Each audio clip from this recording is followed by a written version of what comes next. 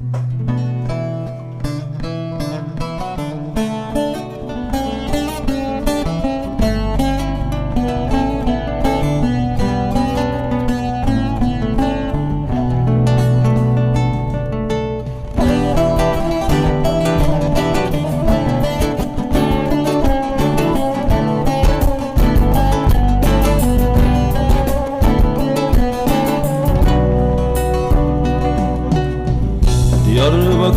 ortasında vurulmuşum sanırım.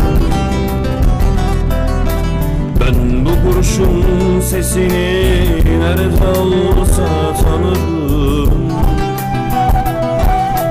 Bu dağlarda gençliğim çayır çayır yanarken ay vurur gözyaşıma. Ben gecede kalırım, ben gecede kalırım. Bu dağlarda gençliğim cayır cayır yanarken ay vurur gözyaşıma. Ben gecede kalırım. Üzülme sen üzülme, başını eğme, gün olur kavuşuruz, dert etme Diyarbakır. Ağlama sen ağlama, kanlı bezler bağlama, bu yangın söner bir gün, ağlama Diyarbakır.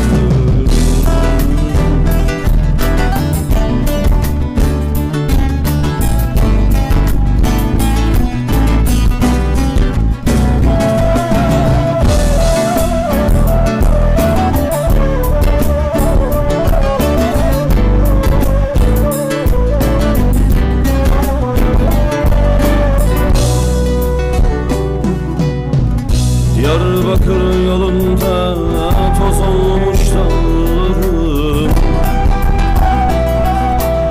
Bu hırçın depremlerle sarsılırım kanarım. Arkadaşların yüzü ağırar solarken gün doğar yaylalara. Kahrımdan utanırım, kahrımdan utanırım. Arkadaşlarım yüzü ağır ağır solarken gün var yaylalara. Kahrımdan utanırım. Ey fırtınalı bayır, ey mazlum Diyarbakır. Dağlarında kızıl ateş, alnında kızıl bakır. Çiğdemler solar gibi, anneler yanar gibi, dizlerine döküldü, ağlama Diyarbakır. Ey fırtınalı bayır, ey mazlum Diyarbakır. Dağlarında kızıl ateş, alnında kızıl bakır. Çiğdemler solar gibi, anneler yanar